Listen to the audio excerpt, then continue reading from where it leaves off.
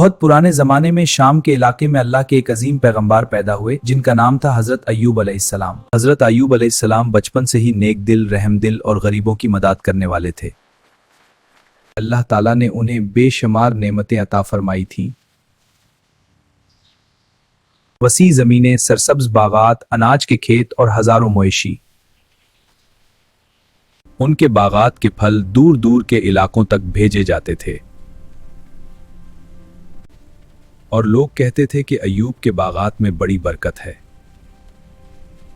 حضرت ایوب علیہ السلام صرف مالدار ہی نہیں بلکہ بہت سخی بھی تھے۔ خدا تم سب کو برکت دے۔ ان کے گھر سے کوئی بھی خالی ہاتھ واپس نہیں جاتا تھا۔ یہ لو، یہ تمہارے لیے ہے۔ جب حضرت ایوب علیہ السلام جوان ہوئے تو ان کی نیکی، تقوی اور اعلیٰ اخلاق کو دیکھتے ہوئے ان کی شادی کا ارادہ کیا گیا۔ چنانچہ ان کا نکاح ایک نہایت نیک اور باحیا خاتون حضرت رحمہ سے ہوا۔ اے ایوب، رحمہ صابر، وفادار اور اللہ سے ڈرنے والی خاتون ہے۔ اے ایوب راہ کے مطابق وہ حضرت یوسف علیہ السلام کی نسل سے تعلق رکھتی تھیں۔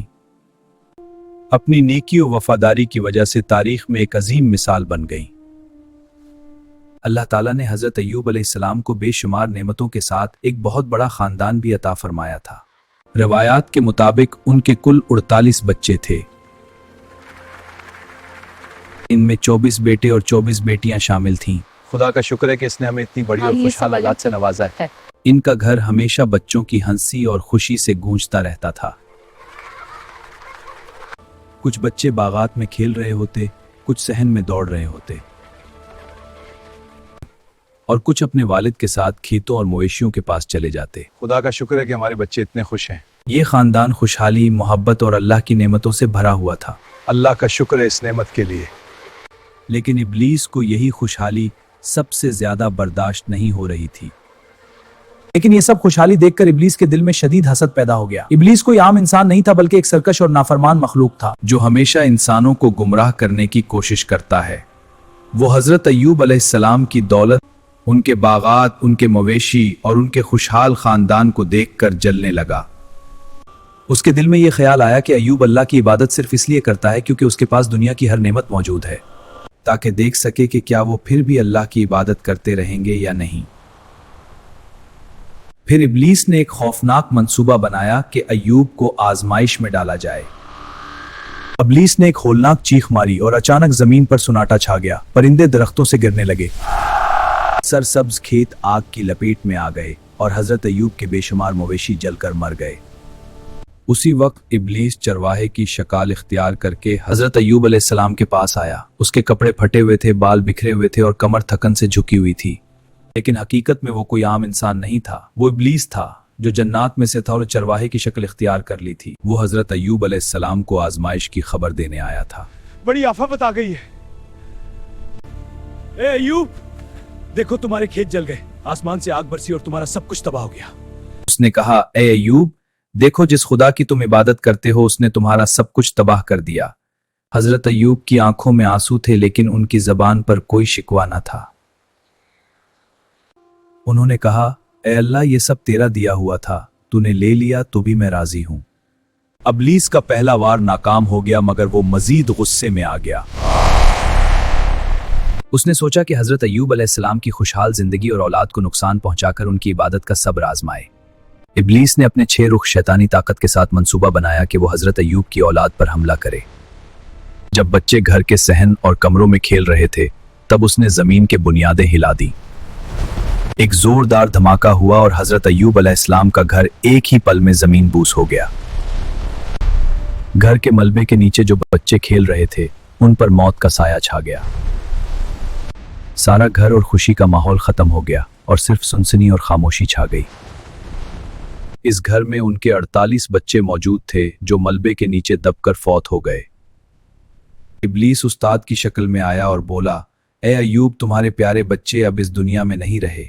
حضرت ایوب نے گہری آہ بھری اور پھر سجدے میں گر گئے۔ انہوں نے کہا، اے اللہ، اب میرا دل صرف تیری عبادت کے لیے رہ گیا ہے۔ ابلیس اب غصے سے پاگل ہو چکا تھا۔ इब्लीस अपनी पहली और दूसरी कोशिशों में नाकाम हो चुका था। माल, औलाद और खुशहाली का आजमाना उसके लिए नाकाम हुआ। अब उसने फैसला किया कि वो हजरत अय्यूब अलैहिस्सलाम के जिस्म और जात पर हमला करेगा। जब हजरत अय्यूब अल्लाह के आगे सजदे में हाजिर थे, तब इब्लीस ने पीछे से एक जहरीली छू मारी। उसकी तकलीफ ऐसी थी जैसे जहन्नम की आग की एक लहर उनके जिस्म में दौड़ गई हो। यह जहरीला असर गोश्त और खून में फैल गया और हजरत अय्यूब के जिस्म पर शदीद दर्द छा गया। लेकिन हजरत अय्यूब अलैहिस्सलाम ने फिर भी सब्र और अल्लाह की रजा के साथ बर्दाश्त किया। उनका दिल और जबान सिर्फ अल्लाह के जिक्र में मशगूल थी और उन्होंने शिकवा नहीं किया। हजरत अय्यूब अलैहिस्सलाम के जिस्म पर जख्म और जलने के असरात नमायान हो चुके थे। उनके गोश्त में से कीड़े निकलने लगे और जख्म खुले हुए थे।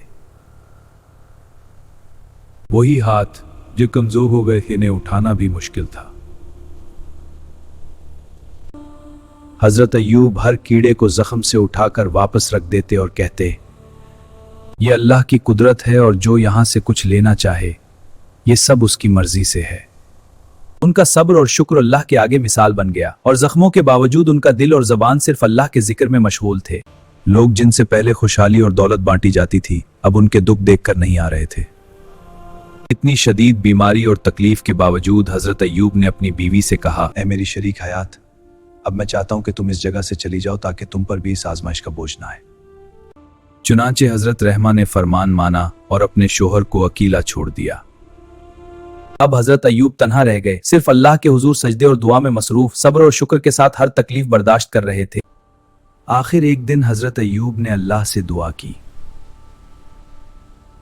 या अल्लाह, मेरी आंखों की बीमारी, मेरा जिस्म और सब दुख खत्म फरमा, मुझे शिफा अता फरमा। अल्लाह ताला ने फरमाया, तुम इस जमीन पर अपना पांव मारो, वहां से एक चश्मा फूटेगा। हजरत अय्यूब ने ऐसा ही किया और जमीन से साफ और ताजा पानी का चश्मा फूटा। उन्होंने इस पानी से नहाया और पिया और अल्लाह की कुदरत से उनका जिस्म मुकम्मल सेहतमंद हो गया। उनके जख्म भर गए, आंखें साफ हो गईं और औलाद बिल्कुल ठीक हो गई। उनके बागात, मवेशी और दौलत बहाल हो गए। हजरत रहमा, जी, मेरा शोहर कहाँ है? जिस्म मुकम्मल सेहतमंद हो गया। मैं तुम्हारा शोहर हूं, अल्लाह का शुक्र है। ये लम्हा उनकी सब्र, शुक्र और अल्लाह की कुदरत की अजीम मिसाल बन गया।